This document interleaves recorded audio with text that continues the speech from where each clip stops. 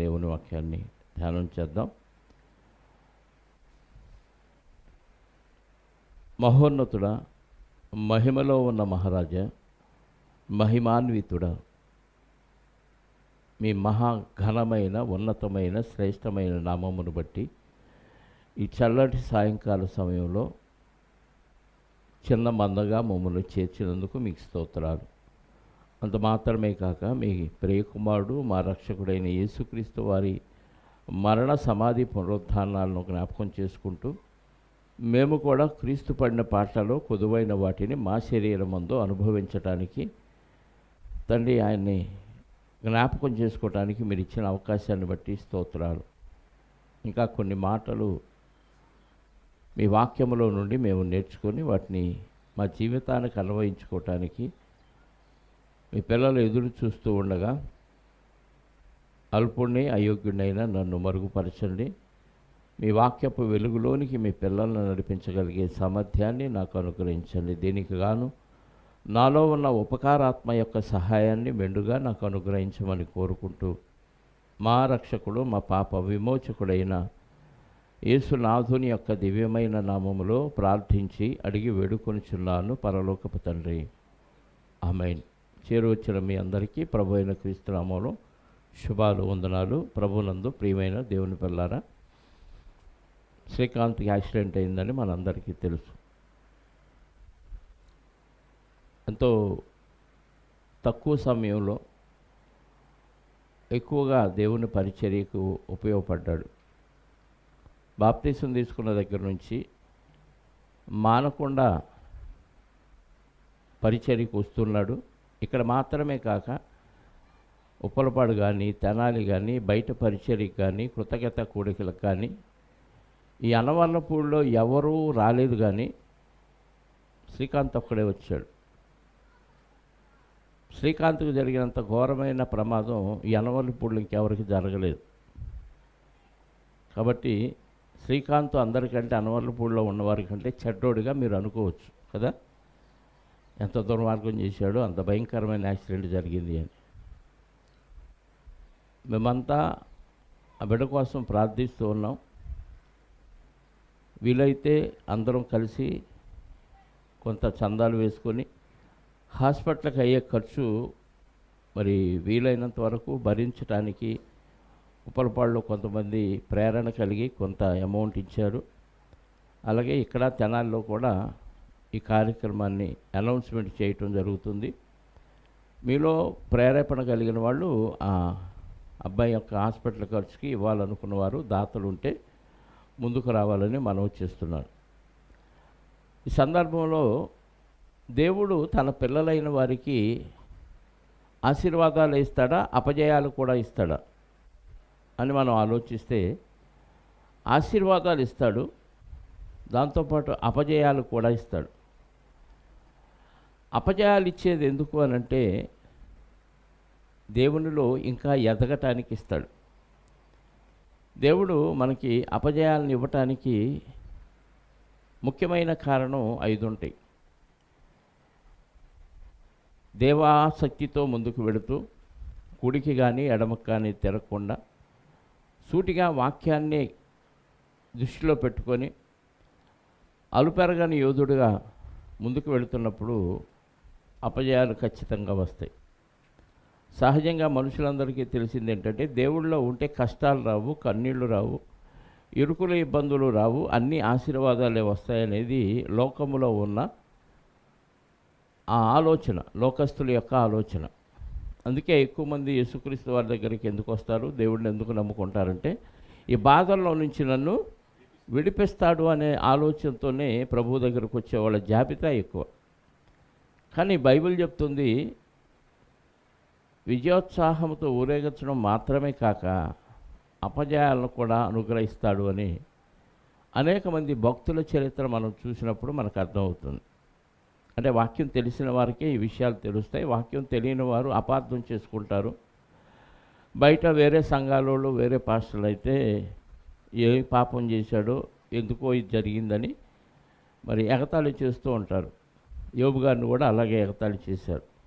నువ్వేదో పాపం చేసి ఉంటావు, నీ పిల్లలు ఏదో పాపం చేసి ఉంటారు అని భక్తుడైన యోబు గారిని ఎగతాళి చేసిన సందర్భాలు మనం వాక్యంలో చూస్తాం. ఒకసారి పౌలు గారు ఏమి మాట్లాడాడో మనం ఒకసారి చూడగలిగితే బైబిల్లో కొరింథీయులకు రాసిన 2వ పత్రిక 2వ అధ్యాయము 14వ వచనాన్ని ఒకసారి చదువుదాం ప్రియులారా. కొరింథీయులకు రాసిన 2వ పత్రిక 2వ అధ్యాయము 14వ వచనం. మా ద్వారా ప్రతి స్థలమందును క్రీస్తును గూర్చిన జ్ఞానము యొక్క సువాసనను కనపరచుచు ఆయన యందు మమ్మును ఎల్లప్పుడూ విజయోత్సాహముతో ఊరేగించుచున్న దేవునికి స్తోత్రము అంటున్నాడు. మా ద్వారా ప్రతి స్థలములో యేసుక్రీస్తు గూర్చిన సువాసన వెదజల్లటానికి మమ్మును ఎల్లప్పుడూ విజయోత్సాహముతో ఊరేగించుచున్న దేవునికి, అంటే యేసుక్రీస్తు యొక్క సువార్తను పంచటానికి అనేక ప్రాంతాలు పౌలు గారు తిరుగుతున్న తరుణంలో ఎక్కడికి వెళ్ళినా పౌలు గారికి ఏమొస్తుందంట? విజయోత్సాహం. అంటే జయాలు. అక్కడికి వెళ్ళినా జయిస్తున్నాడు. అంటే అపజయం లేదా? ఈ మాట చెప్పిన పౌలు గారు నేను ఎన్నో శ్రమలు అనుభవించాను, నిందలు అనుభవించాను, దినదినము చనిపోవచ్చున్నాను అంటాడు. ఒకసారి ఆ మాట కూడా మనం బైబిల్లో చూడగలిగితే ప్రియులారా, కీర్తన గ్రంథం 44వ అధ్యాయము 22వ వచనం. లేదు, చూద్దాం. కీర్తన గ్రంథం 44వ అధ్యాయము 22వ వచనాన్ని పౌలు గారు తన జీవితంలో కూడా అన్వయించుకున్నట్టుగా మనకు కనపడింది. చదవండి. నిన్ను బట్టి దినమెల్లా మేము వధింపబడుచున్నాం. ఎవరిని బట్టి? దేవుణ్ణి బట్టి. దినమెల్లా వధించటం అంటే నరికేయటం. రోజు చచ్చిపోతాడా? ఒకరోజు చచ్చిపోతారా? నరికితే ఒకసారి చచ్చిపోతాడా? రోజు చచ్చిపోతారా? ఒకరోజు చచ్చిపోతారు. కానీ దేవుళ్ళో ఉంటే రోజు వధిస్తున్నారంట, రోజు వధింపబడుతున్నారంట. అంటే దినదినము మేము వధింపబడుచున్నాము, వధకు సిద్ధమైన గొర్రెలమని మేము ఎంచబడుచున్నాము. వధకు సిద్ధమైన గొర్రెలం అంటే దేవుని పిల్లలైన వారు ఏమని ప్రిపేర్ అవ్వాలంటే మేము గొర్రెలం. అడేవాడు అంటాడు కదా, మీరు గొర్రెలం అంటాడు. నిజమే, ఆయన నిజమే చెప్పాడు, అబద్ధం ఏం చెప్పాల. రోషం రాకూడదు మనకి. అవును, గొర్రెలమే. ఎలాంటి గొర్రెలం అంటే వధకు సిద్ధమైన గొర్రెలం. అంటే గొర్రె ఏం చేసిద్ది? కోసేవాడికి ఎదురు తిరిగిద్దా? లోబడిద్ది. అంటే క్రైస్తవులు కూడా ఎదురు తిరగకూడదు. లేదండి మా హక్కులు మేము సాధించుకోవాలి, మాకు గవర్నమెంట్ హక్కు ఇచ్చిందంటే దేవుడు ఇవ్వలా. దేవుడిచ్చిన హక్కు వేరు, గవర్నమెంట్ ఇచ్చిన హక్కు వేరు. ఏది నెరవేరుస్తావు? దేవుడిచ్చిందే నెరవేర్చాలి. పరలోకం కావాలంటే, ఇక్కడ కావాలంటే, అవ్వా కావాలంటే కుదిరే పని కాదు. మేము దినదినము వధకు సిద్ధమైన గొర్రెల వలె ఎంచబడుచున్నాము. ప్రభువా మేల్కొనుము, నీ వేళ నిద్రించుచున్నావు. భక్తులు అడుగుతున్నారు, రోజు మమ్మల్ని చంపుకు తింటున్నారయ్యా. మనం కూడా అంటాం, ఎవరైనా బాగా ఇబ్బంది పెడుతున్నారు, అబ్బా రోజు చంపుకు తింటున్నారండి, ఇంతకంటే ఒక్కసారి చంపేరాదు అంటాం. అంటే ఇది చావటమే, అది చావటమే. ఆ చావుకి ఈ చావుకి తేడా ఏంటి? చచ్చిపోయినంత బాధ పెడుతున్నారని అర్థం. చంపితే వచ్చే బాధ ఎలా ఉంటుందో రోజు అంత బాధ పెడుతున్నారు. ఎవరిని? క్రైస్తవులు. సువార్త పనికి విజయోత్సాహంతో ఎక్కడికి వెళ్ళినా దినదినము మమ్మల్ని ఊరేగిస్తున్నారు. దేవుడు ఊరేగిస్తున్నాడు. దేవునికి స్తోత్రం అన్న పౌలు గారు ఈ వచనాన్ని ఆయన జీవితంలో అన్వయించుకుంటున్నాడు. ఒకసారి రోమాపత్రిక 8వ అధ్యాయము 35 నుంచి చదివితే, రోమీలకు రాసిన పత్రిక 8వ అధ్యాయము 35వ వచనం నుండి, క్రీస్తు ప్రేమ నుండి మనలను ఎడబాపువాడు ఎవడు? ఎందుకు? క్రీస్తు ప్రేమలో ఉంటే ఏమొచ్చింది? శ్రమ వచ్చింది. దేవునే రాదా? ఓన్లీ ఆశీర్వాదమే రాదా? రాదు. శ్రమైనను, బాధైనను, హింసైనను, కరువైనను, వస్త్రహీనతైనను, ఉపద్రవమైనను, ఖడ్గమైనను మనలను ఎడబాపము. క్రీస్తు ప్రేమ నుండి ఎడబాపమంటే ఇవన్నీ వస్తాయా? క్రీస్తుని ప్రేమిస్తే, క్రీస్తు సువార్తను వెదజల్లుతుంటే, వాక్యానుసారంగా నువ్వు బ్రతుకుతుంటే ఏమేమి వస్తాయంట? శ్రమ వస్తుందా? వస్తుంది. బాధ వచ్చిద్దా? వస్తుంది. హింస వచ్చిద్దా? ఇదేంటండి భక్తుడు యాక్సిడెంట్ అవటం ఏంటి, ఇలా పళ్ళు రాలిపోవటం ఏంటి, నాలుగు కట్ అవటం ఏంటి, మాట్లాడలేకపోవటం ఏంటి అని డౌట్ పడవచ్చు. ఈ ఊరిలో చాలామంది బాప్తీసం పొందారు. నేను వచ్చిన తర్వాత చాలామంది ప్రభువులో ఉన్నామని వేషధారులుగా నటించారు. వాళ్ళకి ఏ ప్రమాదం జరగట్లా. నిజంగా దేవుడు ఉగ్రత చూపించాడు అనుకోండి, ఒక్కసారి లేపేస్తాడు. చిన్న చిన్నవి జరిగినాయి అంటే అర్థం ఏంటంటే సరి చేసుకుంటారు అని హెచ్చరిక చేశాడు. అది వాళ్ళకి అర్థం కావట్లా. ఆయన పూర్ణయ్య గారికి జరిగినాయి, ఇంకెవరు, సురేష్కి జరిగింది, సతీష్కి జరిగింది, ఇలా చెప్పుకుంటూ పోతే చాలామందికి ప్రమాదాలు జరిగినాయి. కానీ చిన్న చిన్నయే, జస్ట్ ముట్టికాయ వేసాడంతే. కానీ అలాని వాళ్ళు దేవునిలో ఉన్నందుకు జరిగిందా అంటే అంత పెద్దగా ఏమి లేరు. వాళ్ళు శ్రీకాంత్ ఉన్నట్టుగా ఎవరు లేరు ఈ ఊరిలో. పొగట్టం కాదు, నిజం, అందరికీ తెలిసిన వాస్తవమే. ఇక్కడ నడిపించే విషయంలో కానీ, వచ్చి ఫస్ట్ టైం వచ్చే విషయంలో కానీ, ఉప్పలపాడు కూడా 7:30కే ఉంటాడు, 8ంటికి ప్రారంభం అయితే. ఎన్ని రోజులండి బాప్తీసం తీసుకొని? సంవత్సరంన్నర అవుతుంది. ఆసక్తిగా ఉన్నాడు. మరి ఎందుకు కొట్టాడు అంటే దానికి రకరకాల కారణాలు ఉన్నాయి. దేవుడు తన దూతల భద్రతా వ్యవస్థ భక్తుల పట్ల ఉంటుందంటే 100% ఉంటుంది.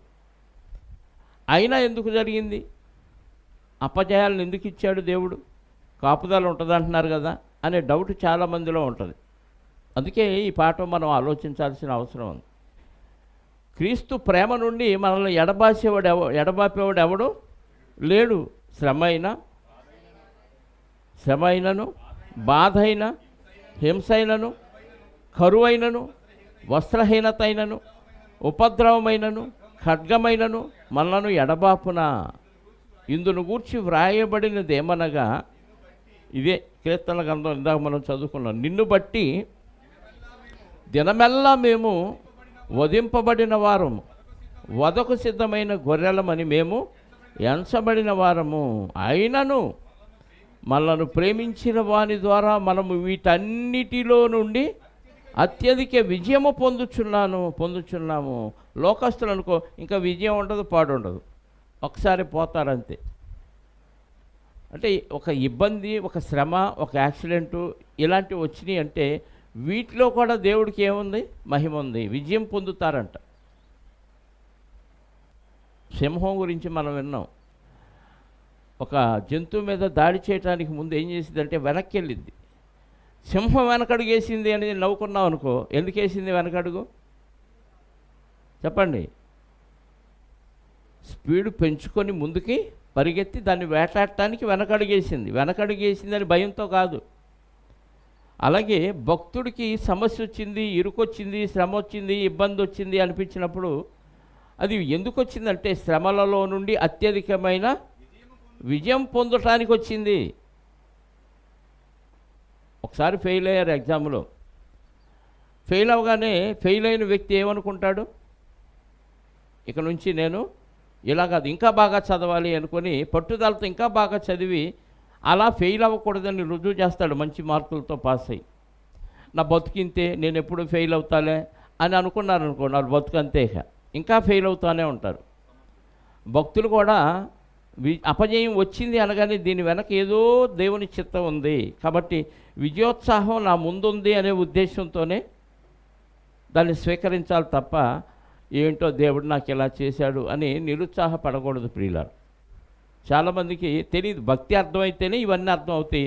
మనకు భక్తి అర్థం కానప్పుడు ఇవన్నీ అర్థం అవుతాయి. ఏదో వచ్చామా, కూర్చున్నామా, విన్నామా, ఆమెనన్నాడా, వెళ్ళిపోయామంతే. భక్తి అర్థం కాకపోతే ఈ దేవుడు పెట్టే ఈ పరీక్షలు, ఈ శ్రమలు, ఇరుకులు, ఇబ్బందులు ఎంత ఇబ్బంది అంటే దినదినము చచ్చిపోయి బతికే అంత ఇబ్బంది. కొరింథీ మొదటి పత్రిక 15వ అధ్యాయంలో కూడా చెప్తాడు పౌలు గారు. కొరింథీలకు రాసిన మొదటి పత్రిక 15వ అధ్యాయము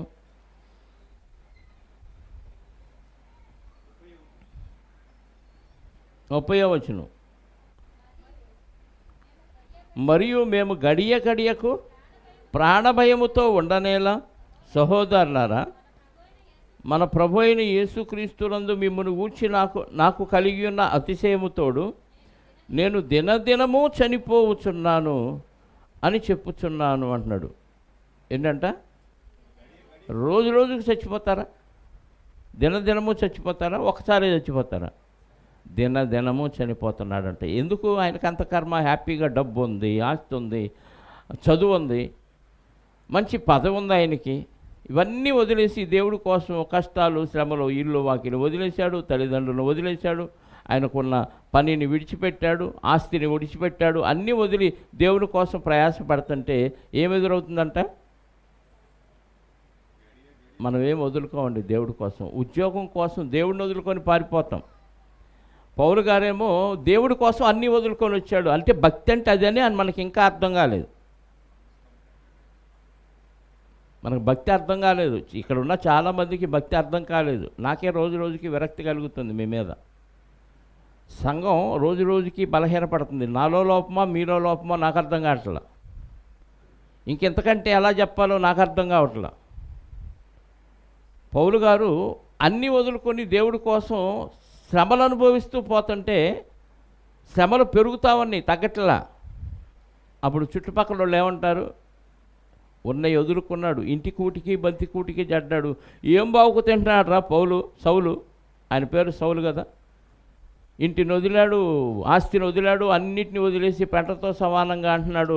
వెళ్ళిపోయి దేవుడి దగ్గర ఏమన్నా బావుకు తింటున్నాడు అంటే అక్కడ ఏమి లేదు, కష్టాలు, శ్రమలు. తినటానికి తిండి లేదు, ఉండటానికి ఇల్లు లేదు. ఎందుకు వీడికి ఇంత కర్మ అని అనుకుంటారు కదా. ఇరుగు పొరుగు వారు అనుకునేదేంటి అనుకుంటారా? దేవుడి కోసం కష్టాలు అనుభవిస్తున్నాడు, ఉన్న ఉద్యోగాన్ని వదిలేసి, ఇంటిని వదిలేసి, ఆస్తిని వదిలేసి దేవుడు అని తిరుగుతా దరిద్రం అనుభవిస్తున్నాడు అనుకోండి. చుట్టుపక్కల వాళ్ళు ఏమంటారు? పిచ్చి పట్టింది వీడికి అనుకుంటారు. చక్కగా హాయిగా ఇంట్లో ఉండి ఉద్యోగం చేసుకోక, ఇల్లు చూసుకోక, హ్యాపీగా ఉండక దేవుడు అని తిరిగాడు. ఏమి తింటున్నాడు రా?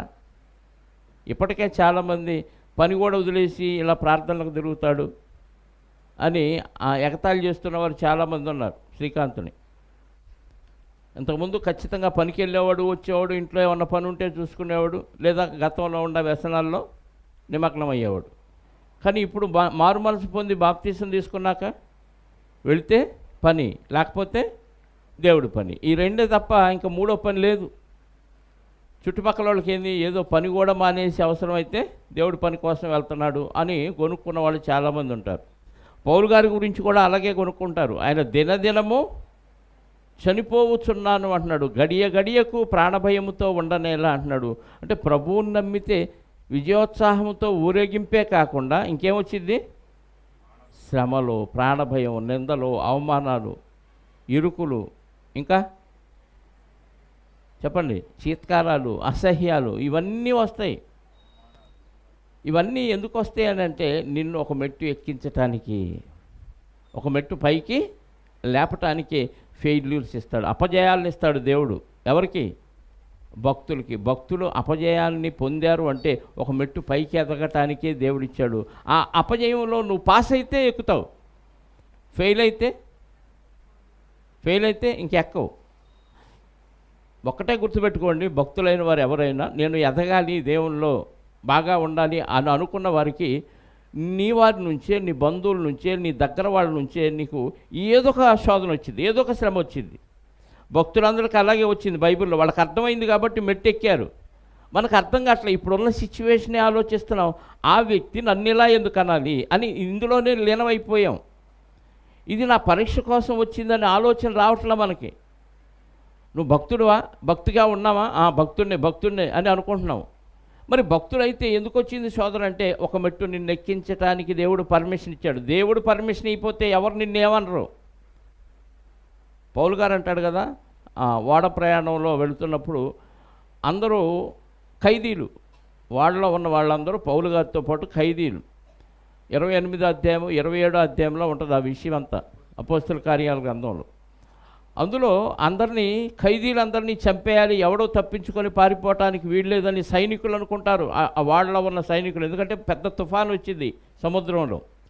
ఆ తుఫాను వచ్చినప్పుడు ఖైదీలు పారిపోతే రోమా గవర్నమెంట్ ఊరుకోదు. ఖైదీలు పారిపోయిన దానికి సిపాయిలకి మరణశిక్ష విధిస్తారు. కాబట్టి మనం అనవసరంగా ఎందుకు చనిపోవాలి అని ఖైదీని చంపేద్దాం అనుకున్నప్పుడు ఈ మాట పౌలు గారి చెవినబడి, ఏం అవసరం లేదు, ఎవరిని చంపాల్సిన అవసరం లేదు, దేవుడు నాకు తెలియచేశాడు, ఈ అందరిలో, ఈ షిప్పులో ఉన్న వారు అందరిలో ఒక్కడి వెంట్రుక కూడా రాలదు అని చెప్తాడండి. ప్రాణం పోవటం కాదు, వెంట్రుక కూడా రాలదని చెప్తాడు. అంటే దేవుని ఆధీనంలో ఉంటే అంత జాగ్రత్తగా కాపాడే దేవుడు అప్పుడప్పుడు శ్రమలు ఎందుకు ఇస్తాడు, అవమానాలు ఎందుకు ఇస్తాడు, అందరి చేత చీత్కారాలు భరించే విధంగా ఎందుకు అనుమతిస్తాడు అంటే దాని వెనక ఒక ప్రణాళిక ఉంది. నిన్ను మంచి పరిపూర్ణునిగా చేయటానికి, నిన్ను ఒక మెట్టు ఎక్కించటానికే ఇవన్నీ దేవుడు ఏర్పాటు చేస్తాడన్న విషయం మనం గమనిస్తే, ఓహో నా పరీక్ష కోసం వచ్చిందా, ఇది ఎగ్జామా, నేను రాసి పాస్ అవ్వాలనుకుంటాం. మనకేమో తిక్కలోళ్ళం, అది అంతా తెలియక ఆమె నన్ను ఎందుకు అంది, ఈడు నన్ను ఎందుకు అలా గుచ్చి గుచ్చి గుచ్చి గుచ్చి కుళ్ళిపోయి ఇదే ఆలోచనలో ఉండి ఏడుస్తూ ఇంట్లోకి వెళ్ళిపోయి చర్చి కూడా మానేద్దాం అనిపిస్తాం. ఇది సాతానుగాడు ఇచ్చే ప్రేరణ కాదు. చర్చి మానేస్తే వాక్యానికి దూరం అవుతావా, దగ్గర అవుతావా? గ్యారంటీ చెప్పండి, ఇక్కడ చెప్పే వాక్యాలు బయట ఎక్కడన్నా దొరుకుతాయా మీకు? దొరకవు. మరి మానేయాలని ఆలోచన ఇచ్చింది ఎవడు? ఆ సంగతి కూడా ఆ టైంలో మనకు అర్థం కాదు. వాళ్ళు అంద కాబట్టి, పలానా ఆయన అన్నాడు కాబట్టి, పలానా అంద కాబట్టి వాళ్ళ నిమిత్తం చర్చి మానేయాలని, అంటే నీ విశ్వాస జీవితాన్ని నాశనం చేసుకోవాలని ఎందుకు అనిపించిందంటే ఇది పరీక్ష అన్న విషయం మనకు అర్థం కాలేదు. దేవుడు అనుమతిస్తేనే నా విషయంలో ఈ పరీక్ష నాకు వచ్చింది అన్న విషయం మనకు అర్థం కాలేదు కాబట్టి ఫెయిల్ అయిపోతున్నాం. కానీ భక్తులైన వారికి అర్థమైంది కాబట్టి ఈ అపజయం నాకు రాకూడదు. ఒకవేళ ఏదన్నా దేవుని పర్మిషన్తో వచ్చిందా, నేను దాన్ని అధిగమించాలి, దాన్ని ఎగ్జామ్ రాసి పాస్ అవ్వాలి అనే ఉద్దేశంతో వాళ్ళు రాశారు, వాళ్ళు సక్సెస్ అయిపోయారు. మెట్టు ఎదుగుతూనే దేవునికి దగ్గరగా వాళ్ళు సమీపంగా వెళ్ళారు. ప్రియుల, ఏ కారణాలు మనకి అపజయాలను దేవుడు అనుమతించడానికి కారణం ఏంటి అంటే 5 కారణాలు మనం ఆలోచిస్తే అర్థమవుతుంది. ఒకటి, రాసుకునేవాళ్ళు రాసుకోండి. మనలను మరింత వినయమనస్కులుగా చేయటానికి. ఒకటో కారణం ఏంటి? మరింత ఆల్రెడీ వినయమనస్కులం కాబట్టి దేవునికి లోబడ్డాం, బాప్తీసం తీసుకొని సంఘములో కొనసాగుతున్నాం. మరింత వినయమనస్కులుగా చేయటానికి అపజయాల్ని మన జీవితంలో, భక్తుల జీవితంలో దేవుడు అనుమతిస్తాడు. రెండవ కారణం, మనలను మరింత జ్ఞానవంతులుగా చేయటానికి. అంటే అపజయం వచ్చినప్పుడు జ్ఞానం పెరిగిద్దా, తగ్గిద్దా? జ్ఞానం పెరిగిద్ది. అంటే అందులో ఉన్న వాస్తవం మనం అనుభవించినప్పుడు అర్థమైంది. ఇప్పుడు వాక్యం నేర్చుకోవటం వేరు, వాక్యం నేర్చుకున్నది ఆ సందర్భం మన జీవితంలో మనకి వచ్చినప్పుడు దాన్ని అనుభవించడం వేరు. ఉదాహరణకి మీకు అర్థం అవటానికి చెప్తున్నాను. కుడి చెంప మీద కొట్టువానికి ఎడమ చెంప తిప్పము అన్నాడు. వాక్యమేనా? అందరికీ తెలిసిందే కదా. అది చదవటం ఈజీగా చదువుతాం, వాక్యం చెప్పేటప్పుడు కూడా ఈజీగా చెప్పేస్తాం. టపీమని ఎవరన్నా వచ్చి కొట్టాడు అనుకోండి, అప్పుడు ఏం చేస్తాం? చెప్పాలి. ఇది అనుభవ జ్ఞానం. కొట్టగానే ఏం చేయాలి? ఏం చెప్పాం వాక్యం? కుడి చెంప మీద కొట్టువానికి ఎడమ చెంప కూడా తిప్పమని వాక్యం చెప్పాం. వాళ్ళు నిజంగానే ఎవరో వచ్చి కొట్టారు, లేకపోతే బయటికి వెళ్ళిన తర్వాత ఎక్కడో కొట్టారు, అప్పుడు వెంటనే మన రియాక్షన్ ఎలా ఉంటుంది? నన్ను కొడతావా, 4 చెంపలు వాయిస్తానంటావు. 2 సార్లు 2 చెంపలే, 4 సార్లు కొడతాం. మరి చెప్పిందేంటి వాక్యం? దాన్ని అనుభవ జ్ఞానం అంటాడు. అందుకే పౌలు గారు ఈ విషయం గురించి వ్రాస్తూ తిమోతి పత్రిక 2వ అధ్యాయంలో ఏమని చెప్పాడో చూడండి ఒకసారి. తిమోతికి రాసిన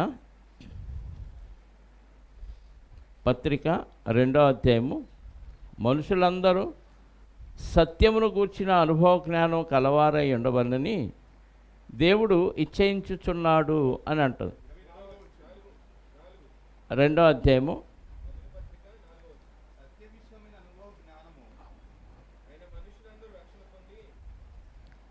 2వ వచనం చదవండి. 4 ఆయన మనుషులందరూ రక్షణ పొంది సత్యమును గూర్చిన అనుభవ జ్ఞానం గలవారై ఉండవలనని ఇచ్చయించుచున్నాడు. అందరూ ఏం చేయాలంటే రక్షణ పొంది సత్యమును గూర్చిన అనుభవ జ్ఞానం అంటే దేవుడు వాక్యం జ్ఞానం అయితే ఆ జ్ఞానం మనం చదువుకున్నాము లేకపోతే విన్న జ్ఞానం మన అనుభవంలోకి రావాలంటే ఇంకొక ఉదాహరణ, శత్రువులను ప్రేమించుడి అన్నాడు యేసుక్రీస్తు వారు మత్తయి సువార్తలో కదా. శత్రువులను ప్రేమించుడి. మన ఇంట్లో మన బంధువులే గబక్కన ఏదో మనల్ని ఒక మాట అన్నారు, లేకపోతే పట్టించుకోలేదు, అప్పుడు మనం ద్వేషిస్తామా ప్రేమిస్తామా చెప్పాలి. సంఘంలో ఒక వ్యక్తి గబక్కన ఏదో డైలాగ్ అన్నారు, మనల్ని ద్వేషిస్తామా ప్రేమిస్తామా? అంటే మనం చదువుకున్న దానికి పాటించేదానికి తేడా ఉందా? అంటే వాక్యం చదవటం వేరు, చెప్పటం వేరు. అది మన సందర్భం, మన జీవితంలో వచ్చినప్పుడు దాన్ని అనుభవించటం వేరు. అదే సత్యమును గూర్చి, సత్యం అంటే వాక్యము, వాక్యాను గూర్చిన అనుభవ జ్ఞానం. ఆ వాక్యం నీ జీవితంలో అన్వయించుకొని పాటించినప్పుడు అనుభవ జ్ఞానం వచ్చింది. పరమాన్నం బాగుంటుంది. ఎలా ఉంటుంది?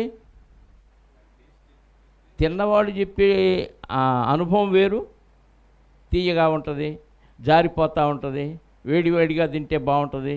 ఇవన్నీ చెప్పటం వేరు, నువ్వు తిని రుచి చూచి చెప్పటం వేరు. అందుకే పేతురు గారు అంటాడు కదా, ప్రభు దయాళుడని రుచి చూసి తెలుసుకోమన్నాడు. ప్రభు దయాళుడని రుచి చూసి తెలుసుకోమన్నాడు, అంటే టేస్ట్ చూసి తెలుసుకోమన్నాడు.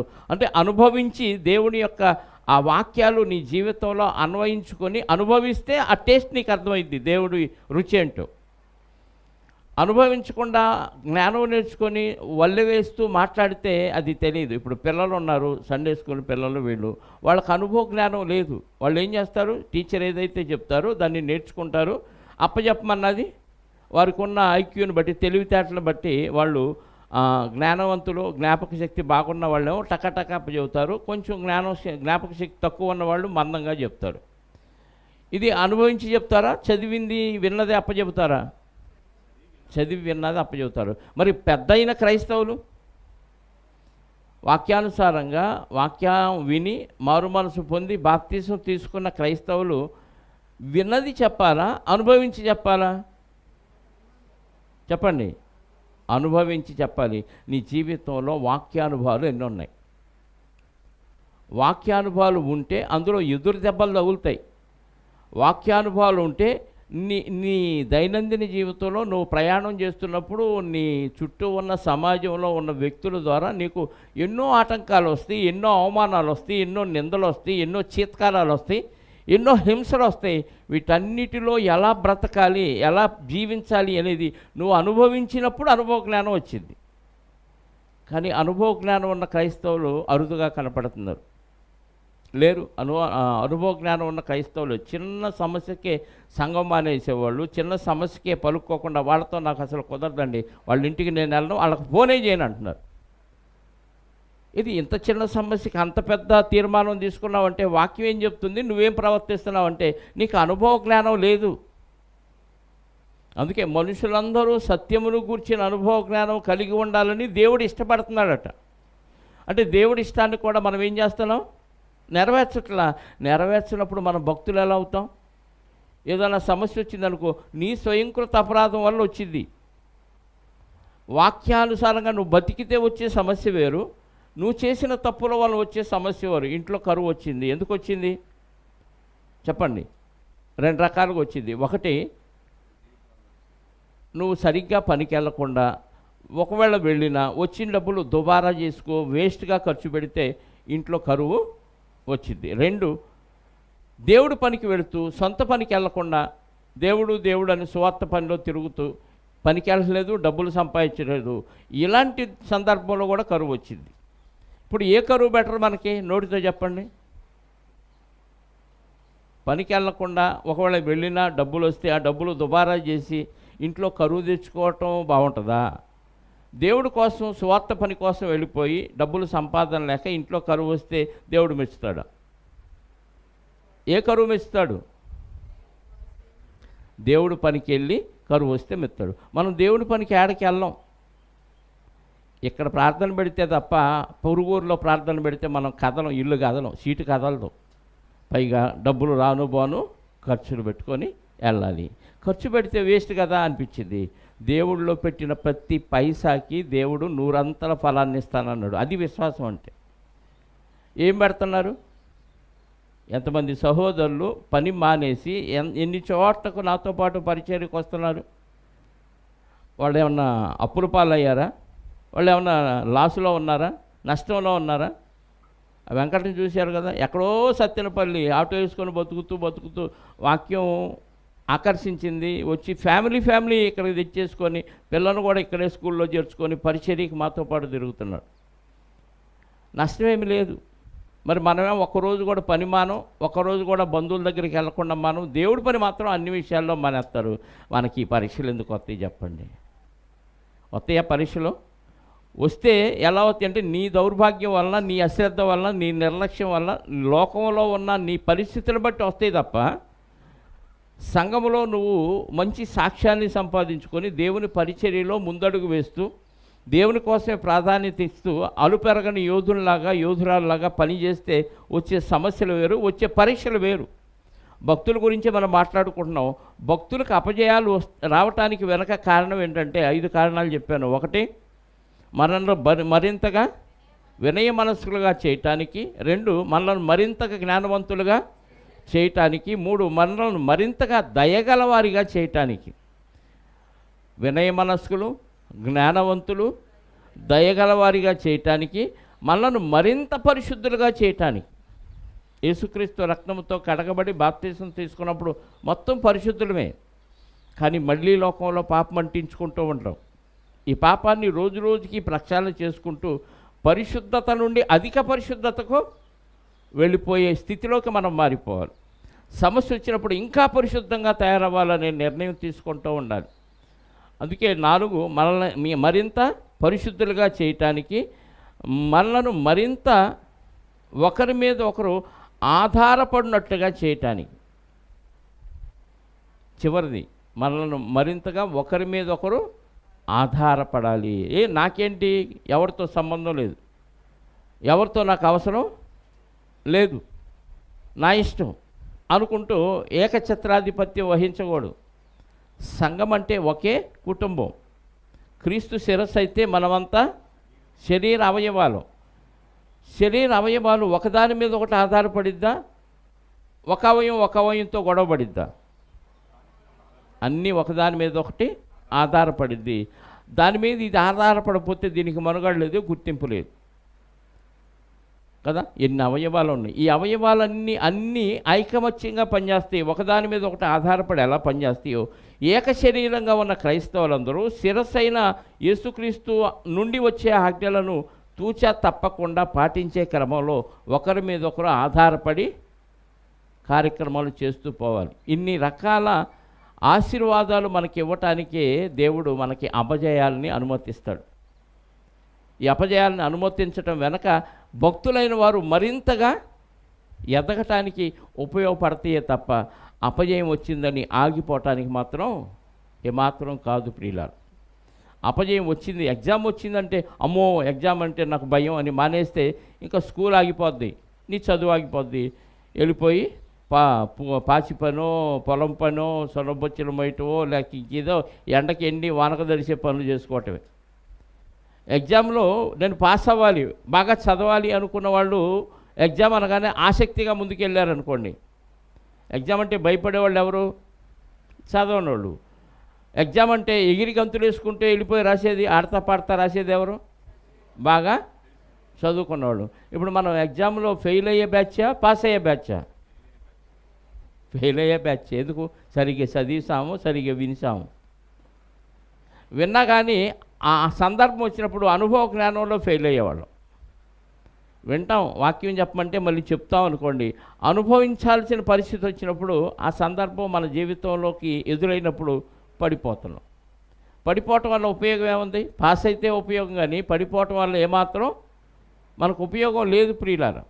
అందుకే దినదినము చనిపోవచ్చున్నాము, వదకు సిద్ధమైన గొర్రెల వలె మేము ఎంచబడుచున్నాము.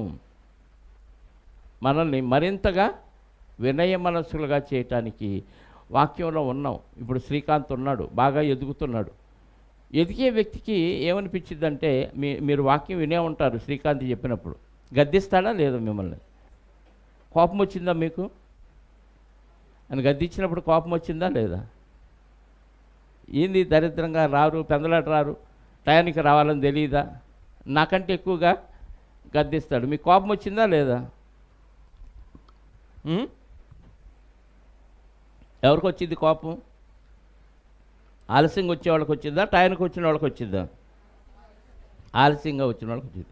ఆ గద్దింపు వెనక నేను అందరినీ సరిగ్గా ఫాలో అవుతున్నాను, నేను వాక్యానుసారంగా బతుకుతున్నాను, మీరు బతకట్లేదు అని ఇప్పుడు శ్రీకాంత్ గర్వించే అవకాశం ఉంటుందా? ఒకానొక రోజు మీ అందరికంటే వెనక నేను బాప్తీసం తీసుకున్నాను, ఇక్కడ ఉన్న వారందరికంటే నేను జూనియర్గా నేను ఎంత ఎదుగుతున్నానో మీరు సిగ్గులేదా, మీరు సరిగ్గా ఉండలేదు అని అలా ఆలోచనలో ఉన్న శ్రీకాంత్కి ఒకానొక రోజు గర్వం వచ్చిద్దా రాదా?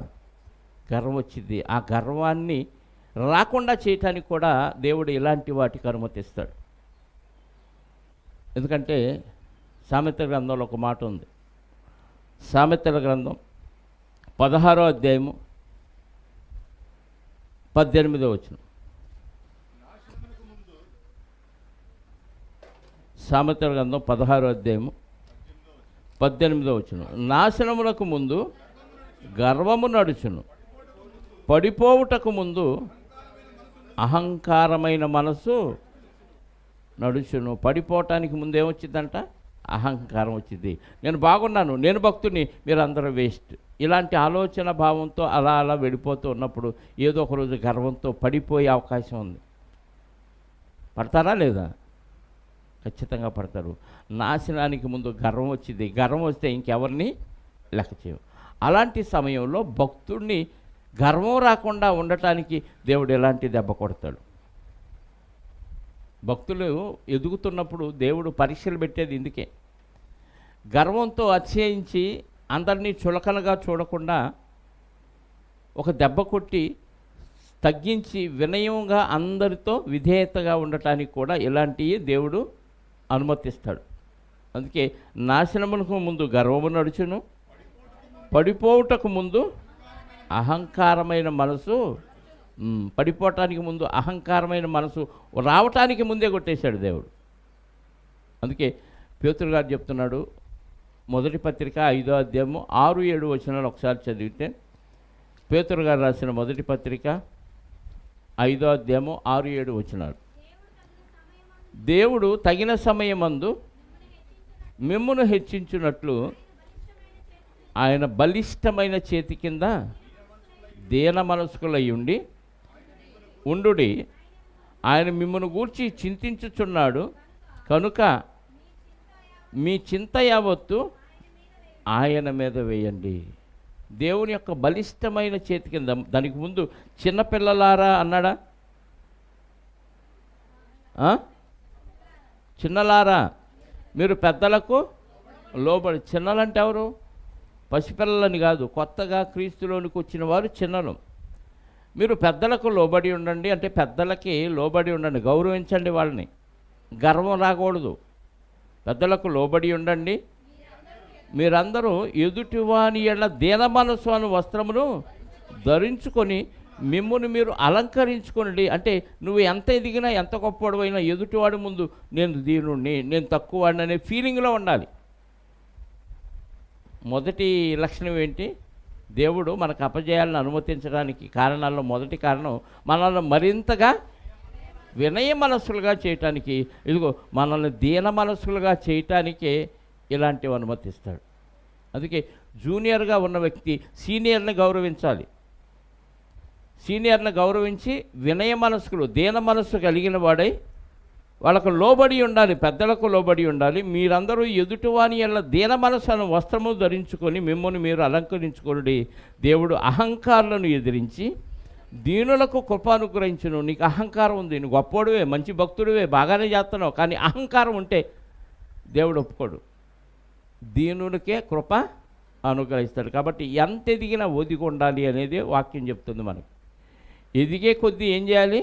ఒదిగి ఉండాలి. ఎదిగాం కదా అని తలెగరేసామనుకోండి, తల తీసేస్తాడు. అర్థమైందా?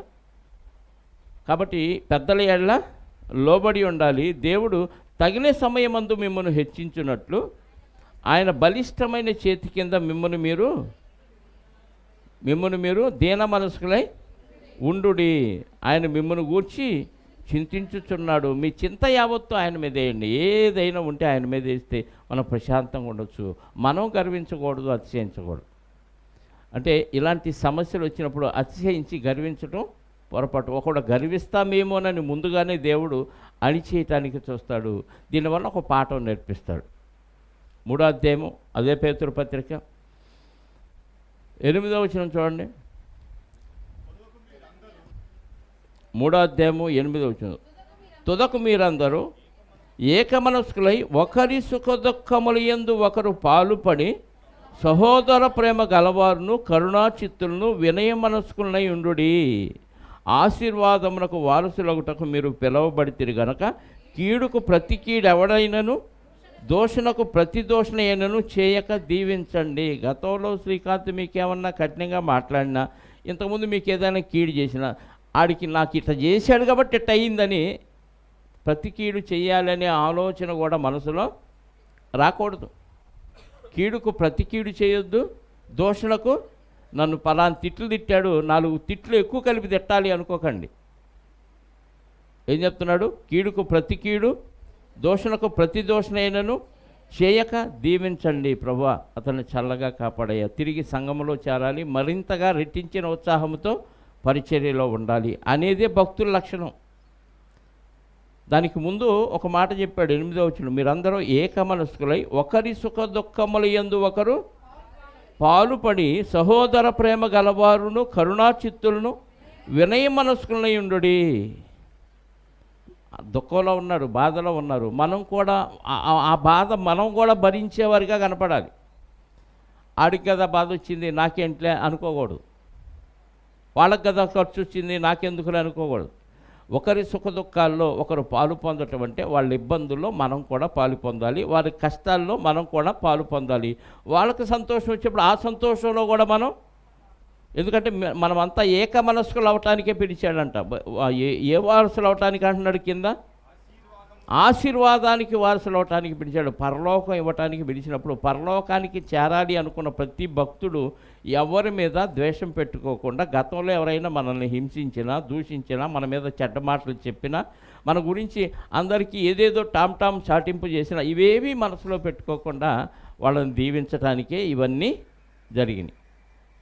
ఇలాంటివి జరిగినప్పుడు జాగ్రత్తగా ఉండి, వాక్యం ఏం చెప్తుంది, ఇంకా మనల్ని వినయ మనస్కులుగా చేయటానికే దేవుడు ఈ పర్మిషన్ ఇచ్చాడు అన్న విషయాన్ని ఎరిగి, ఒకరి మీద ఒకరు సహోదర ప్రేమ కలిగి, ఏక మనస్సు కలిగి, ఏక తాత్పర్యం కలిగి, ఏక ఆత్మతో ఈ కార్యక్రమాలన్నీ చేయాలని ప్రభు పేరిట మనవి చేస్తూ ఈ మాటలు ముగిస్తున్నాను. చిన్న ప్రార్థన చేసుకుందాం. పరమనందు ఆశీనుడవై ఉన్న మా కన్న తండ్రి,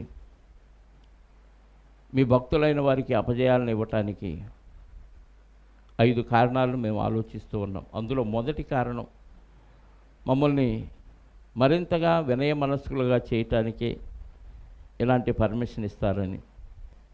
దినదినము చనిపోయే స్థితిలో మేము ఉన్నప్పటికీ అందులో నుంచి మమ్మల్ని ఒడ్డెక్కిస్తారని, మా కళ్ళ ముందు ఎన్నో ఆటంకాలు కలుగుతున్నా, ఎన్నో ఇరుకులు, ఇబ్బందులు, శ్రమ ఇవన్నీ కలుగుతున్నా, అవన్నీ మా పరీక్ష కోసం అన్న విషయాన్ని మేము ఎరిగి అనుభవ జ్ఞానంతో వాటన్నిటిని ఎదుర్కోవటానికి మీ సహాయాన్ని అర్థిస్తున్నాం. మరి ముఖ్యంగా శ్రీకాంత్ విషయంలో జరిగిన ఈ ప్రమాదం వెనుక ఏ ఉద్దేశం అయితే ఉందో మాకైతే సరిగా తెలియదు, కానీ మీ పిల్లలైన వారిని మీరు కాపాడతారనే విశ్వాసం ఉంది. అలాంటి పరిస్థితిలో మరి చిన్న గాయముతో ఆ బిడ్డను ఎందుకు కాపాడారో మాకు తెలియదు నాయన. త్వరగా గాయాన్ని మాన్పండి, తిరిగి సంఘములో చేరి ప్రార్థించడానికి, పాటలు పాడటానికి, పరిచర్య చేయటానికి కావలసిన రెట్టింపు ఆశీర్వాదాన్ని ఆ బిడ్డకు అనుగ్రహించమని కోరుకుంటూ, మరిన్ని మాటలు మీ చిత్తమైతే మరలా తర్వాత నేర్చుకోవటానికి కృప చూపి సహాయాన్ని దయచేయమని కోరుకుంటూ, వచ్చిన బిడ్డలందరినీ జ్ఞాపకం చేసుకొని ఇహపర సంబంధమైన ఆశీర్వాదంతో వారిని దీవించి వారి గృహాలకు చేర్చమని కోరుకుంటూ, మా రక్షకుడు మా పాప విమోచకుడైన యేసుక్రీస్తు వారి యొక్క సమాధానం కలిగిన నామములో ప్రార్థించి అడిగి వేడుకొనిచున్నాను పరలోకపు తండ్రి. ఆమేన్. మనందరి కన్న తండ్రి అయిన దేవుని ప్రేమ, ఆయన ప్రియ కుమారుడైన యేసుక్రీస్తు వారి కృప, పరిశుద్ధాత్మ యొక్క అన్యోన్య సహవాసము ఇప్పుడు ఎల్లప్పుడూ సకల పరిశుద్ధులకు సదాకాలము తోడయుండి నడిపించునుగాక. ఆమేన్. అందరికీ యేసుక్రీస్తు నామములో శుభాలు, వందనాలు.